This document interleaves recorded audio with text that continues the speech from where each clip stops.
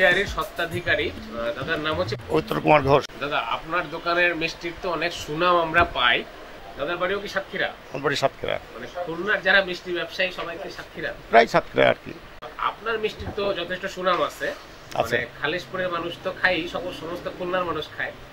এমন হয়েছে যে আমার অনেক বন্ধু খুলনায় আসছে, আমি জানি না, ওরা বলছে যে চলো পবিত্র ঘোষ ডেয়ারিতে মিষ্টি খেয়ে আসি। আপনি এই দোকানটা কবে শুরু? আমি 90-তে শুরু করছি। 90 সালের থেকে। তাও 35 বছর হয়ে গেছে। প্রায়। আচ্ছা, তো আপনার দোকানে সবচেয়ে ভালো মিষ্টি কোনটা? রসগোল্লা, তারপরে ছানার জিলাপি, পান্তুয়া, ক্ষীরের সন্দেশ। আমার হচ্ছে একমাত্র সবচেয়ে ভালো হচ্ছে দধি। আপনার দধি সবচেয়ে? দধি সবচেয়ে। আপনার দাবি অনুযায়ী মানুষও তাই বলে যে আপনার মিষ্টি দধি ভালো। অবশ্য আর নতুন তথ্য পাওয়া গেল যে আপনার দধি সবচেয়ে ভালো। একটা বিষয় আমরা জানি যে এই ধরনের খাদ্য পণ্যের ব্যবসা যারা করে, মিষ্টির দোকান, সরকারি 10-12টা দপ্তর আপনাদের নজরদারি করতে চায়, তাদের কাজে কি আপনাদের মানে কষ্ট বাড়ে নাকি? কষ্ট তো বাড়েই। রসগোল্লাটা হচ্ছে বাংলার ঐতিহ্য, কিন্তু যেভাবেই হোক ভারতের পশ্চিমবঙ্গ এটা, যেটাকে জিআই পণ্য বলে, মানে জিওগ্রাফিক্যাল যে স্বীকৃতি, যে এই পণ্যটা এই অঞ্চলে, পশ্চিমবঙ্গ দাবি করেছে যে এটা তাদের ওখানকার থেকে উৎপত্তি। কিন্তু আমরা মনে করি যে আমাদের ইতিহাস পর্যালোচনা করে যেটা বুঝি, ইতিহাস পর্যালোচনা করে আমরা বুঝতে পারছি যে এটা এককভাবে যে পশ্চিমবঙ্গ দাবিদার তা না, এটা এই অঞ্চলের একটা, পূর্ব বাংলায়ও আছে। রসগোল্লা যুগপৎভাবে শুরু হয়েছে বরিশাল খুলনা অঞ্চল থেকে, এটা শুরু হয়েছে বলে আমরা ইতিহাস থেকে বুঝতে পারি পর্যালোচনা করে। এখন আপনি ইতিহাসের কথা কি কিছু বলতে পারবেন? ইতিহাস না, আমি আমার এই যে অভিজ্ঞতা, এই 90 সালের থেকে আমি যেভাবে তৈরি করে আসছি রসগোল্লা, তাতে তো মানুষ সবাই প্রশংসনীয়।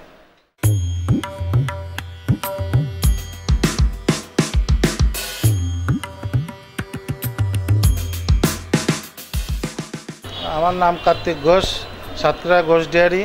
হ্যাঁ, আমি 1995 সালের থেকে এই মিষ্টির সাথে জড়িত। আমি রসগোল্লা, অন্যান্য মিষ্টি খুব সুন্দরভাবে উপস্থাপন করে, তৈরি করে উপস্থাপন করতে চাই এবং মানুষের মুখে সেই পরিমাণ স্বাদে উপস্থাপন করেছি এবং সেই কায়দায় মিষ্টি গুণগত মান এবং সব কিছু বিবেচনা করে কাস্টমারের কাছে পৌঁছায় দেওয়ার চেষ্টা করি। গরুর থেকে দুধ উৎপাদন করে এবং সেটা নিজে প্রক্রিয়াজাত করা এবং নিজের কারখানায় নিজে হাতে এটা তৈরি করে আমি সকলের সামনে নিয়ে আসা হয় এবং এটা অন্যান্য দোকানের থেকে আমার পার্থক্য যে আমার এই মিষ্টি পরিমাণ অন্যর থেকে একটু কম এবং এতে বিভিন্ন রকম কেমিক্যাল মিশানো হয় না, স্বাভাবিক ন্যাচারালভাবে এটা তৈরি করা হয়। ক্রেতাদের উদ্দেশ্যে কিছু বলবেন, ক্রেতারা কেন অন্য জায়গা রেখে আপনার এখানে কেন আসে? আপনার রসগোল্লা কেন? রসগোল্লা অন্য থেকে ওই যে একটু মিষ্টি, একটু চিনি কম এবং রসগোল্লা বহন করলে ভাঙবে না এবং শিরাগুলো এত পাতলা, সেই পাতলার জন্যে কোনো ঢাকার থেকে কোনো লোক এখানে ঘুরতে আসলে সাতক্ষীরার মিষ্টি না নিয়ে যায় না এবং নেবেই। যেরকম ওই যে সুন্দরবন ট্যুরে যদি খুলনার লোক যদি সাতক্ষীরায় খুলনাতে আসে, তাহলে সব মিষ্টি নিলে সাতক্ষীরার একটা আইটেম থাকে তাদের কাছে। এটা দুধ দিয়েই তৈরি করা থাকে, এটা আদার কিছু এবং ন্যাচারাল এবং সেই পৈতৃকভাবে এটা বয়ে আসছে বাবার কাছ থেকে, এটাই ইয়ে করা এবং সেইভাবেই এটা চলছে এবং বাবার সেই এটা আমরা ধরে রাখার চেষ্টা করছি, এখনো করি।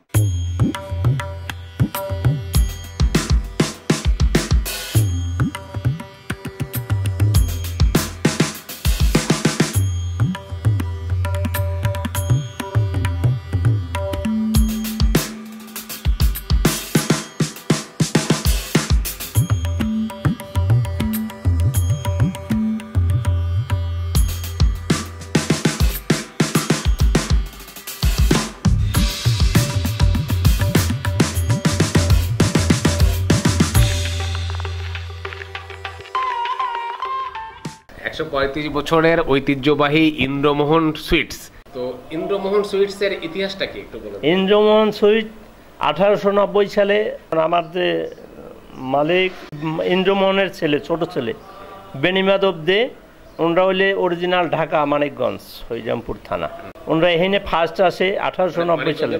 আপনার বাড়ি কোথায়? আমার বাড়ি ঝালকাঠি, নলছিটি থানা। ঝালকাঠি, নলছিটি। আপনি কি তখন কাজ নিয়ে আসেন এখানে, কাজ করতে আসেন? হ্যাঁ, কাজ করতে আসি। তখন আমার এই মাসে 1 মাস কাজ করছি, 25 টাকা বেতন দিয়েছে আমার মালিক আমাকে। একজন ক্রেতাই বলি, ভদ্রলোক, উনি দীর্ঘ 40 বছর ইন্দ্রমোহন সুইটস থেকে মিষ্টি কেনেন। তার উনি একটু বলুক যে অভিজ্ঞতাটা কি। আচ্ছা, আমার নাম নাসিম, আমি একটা প্রাইভেট জবে আছি, আমার বাড়ি খুলনা। আচ্ছা, আমি আসলে এখানে মানে আমার আব্বার এখানে একটা বিজনেস ছিল। আমি দীর্ঘ 40 বছর ধরে, যখন আমি ক্লাস 3-4 তখন থেকে আমি এই সন্দেশের খুব ভক্ত। মানে সেই ফ্লেভারটা, সেই 40 বছর আগে যে ফ্লেভার, এখনও দাদার দোকানে একই ফ্লেভার। সেই কলাপাতার সন্দেশ, সেই পান্তোয়া, আসলে এটা একটা আউটস্ট্যান্ডিং। মানে এরকম সন্দেশ আমি বাংলাদেশের চাকরি সুবাদে অনেক ডিস্ট্রিক্টে গেছি, অনেক, কিন্তু আমি এই ফ্লেভারটা পাইনি। বর্তমানে আমি চাকরিতে আছি মাদারীপুর, আমি প্রতি সপ্তাহে আসি এই সন্দেশটা শুধু নেওয়ার জন্য দাদার। আমরা অনুরোধ করবো অবশ্যই ওনাদেরও যেন ঐতিহ্যটা যেন, ওনাদেরও পরবর্তী যারা বংশধর তারা যেন ধরে রাখে, কারিগরটা যেন যেটা ধরে রাখে।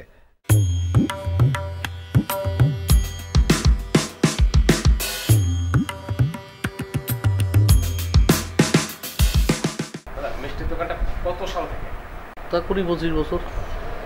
মানে 20-25 বছর এখানে ছিল। খুলনায় কোন দোকানের রসগোল্লা সবচেয়ে ভালো? আমার কাছে আমি মনে করি আমারটাই ভালো। আচ্ছা, আপনারটা সবচেয়ে ভালো, আপনাদের মেনে নিলাম। এখন আপনারটা কেন ভালো? আপনার ভালোর বিষয় ভালো, আমি ভালো বানাইছি, আমি নিজে বানাই, আমার ওখানে গ্যারান্টি আছে, মানে 100% গ্যারান্টি আছে। রসগোল্লা ভালো হয়? আমার খাঁটি গরুর দুধ, গ্রামের থেকে দুধ আসে, আমি দুধ জ্বালাই নিজে বানাই। আচ্ছা, দাদা হচ্ছে সাতক্ষীরা ঘোষ ডেয়ারির অন্যতম স্বত্বাধিকারী। দাদার নাম? আমার নাম শিবপদ ঘোষ। শিবপদ ঘোষ। আর আপনার দাদা ভাই শঙ্কর ঘোষ। আপনার দুজনের পরিচালনায় তো? হ্যাঁ, আছে দুজন। ভালো থাকে।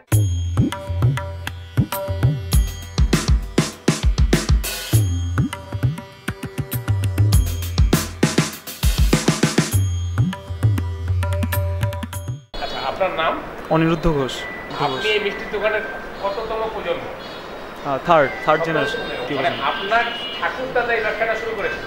জি হ্যাঁ। আচ্ছা, আপনি কি জানেন কোথায় বসে, মানে প্রথম দোকানটা কোথায় ছিল? এখানেই ছিল, অ্যাট দিস ভেরি প্লেস। হ্যাঁ, মানে রোডটাকে কি বলে? 73 লোয়ার যশোর রোড বলে এটা। মানে এটা কত বছর আগে আপনার শুরু করেছিল ঠাকুর দাদা? 30-32 অ্যাবাউট 32 ইয়ার্স। বাবা চালিয়েছে, এখন আপনি কি চালাবেন আপনার বাবার পরে? কনফিউজিং, বাট ইচ্ছা আছে চালানোর এই আর কি। আচ্ছা, মানে নট শিওর। কনফিউজ কেন? মানে আপনি পড়াশোনা করতেছেন কোথায়? আমি খুলনা বিশ্ববিদ্যালয়ে ছিলাম। কোন সাবজেক্টে? Urban and rural planning. URP. আচ্ছা, মানে আপনি চালালে কিভাবে চালাবেন? I will try my best to. এটা তো ধরেন এখন আছে খুলনা শহরে, মানে এটা কি বিস্তার পরিষ্কার সম্ভব? বিস্তার ব্যাপারে জানি না, বাট চেষ্টা করব। আমরা এখনো চেষ্টা করে যাচ্ছি পরিষ্কার পরিচ্ছন্নভাবে সবকিছু সার্ভ করার পাবলিককে। আপনাদের রসগোল্লা সম্পর্কে বলেন, এটা কেন ভালো, মানে অন্যদের তুলনায় আলাদা কেন? রসগোল্লার স্পেশালিটিটা হলো, রসগোল্লা তো এমনি পিওর ছানারই হয়, যেটা আমাদের আসলে যেটুকু বানানো হয় প্রতিদিন আর কি, ওইটা শেষ হয়ে যায় আর কি। এটা একটা কারণ যে আপনি বাসি পাবেন না, দিনেরটা দিনে বানানো হয়। আর টেস্টের জন্য আপনার রসে কিছু স্পেশাল জিনিস অ্যাড করা হয়, যেরকম ধরেন তেজপাতা, এলাচের গুঁড়ো, এগুলো অ্যাড করা হয় যাতে টেস্টটা একটু ডিফারেন্ট আসে, যাতে সুন্দর ঘ্রাণ আসে। জি, মানে এই ধরনের মিষ্টি সংস্কৃতিটা শুধু বাংলাতেই আছে? জি হ্যাঁ, এমনকি ভারতবর্ষের অন্য রাজ্যেও নাই, পশ্চিম বাংলায় আছে, বাংলাদেশে আছে। মানে একদমই বাংলার জিনিস, মানে এটা পৃথিবীর অন্য কোথাও নাই। তা আপনার কি মনে হয়, মানে এই রসগোল্লা বা এই মিষ্টির ঐতিহ্যটা, এই দোকানগুলা, এই যে ঘোষ ডেয়ারি বা আপনাদের যে মিষ্টির ব্যবসাটা, এটা কি নিউ ইয়র্ক সিটিতে একটা শোরুম থাকতে পারতো না? হ্যাঁ, অবশ্যই পারতো। এটা আসলে ডিপেন্ড করে মানুষের ইচ্ছার উপর।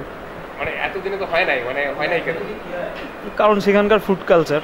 তারা উদ্যোগ নিলে কি ধরেন আমেরিকাতে এটা শোরুম করা বা অস্ট্রেলিয়াতে শোরুম করা, এই ধরনের একটা চেইন শপ এই মিষ্টির করা সম্ভব? আপনার কি মনে হয়? হ্যাঁ, অবশ্যই সম্ভব। এটা আসলেই যে কোনো কিছু, আপনি যেটা বললেন যে মানুষ অভ্যাসের দাস, যে কোনো কিছু একবার শুরু হলে সেই জিনিসটা অবশ্যই চেষ্টা করলে বা যদি আপনি কোনো কিছু মন থেকে চান তাহলে আসলেই পসিবল। তো নিউ ইয়র্কে মিষ্টির দোকান করলে আসলে সেটা চলবে, কারণ আসলে অনেক পরিমাণে বাঙালি রয়েছে নিউ ইয়র্কে। শুধু বাঙালি না, ভারতীয়রাও মিষ্টি খায়, পাকিস্তানিরাও মিষ্টি খায়। হ্যাঁ, অবশ্যই। তো এটা সম্ভব।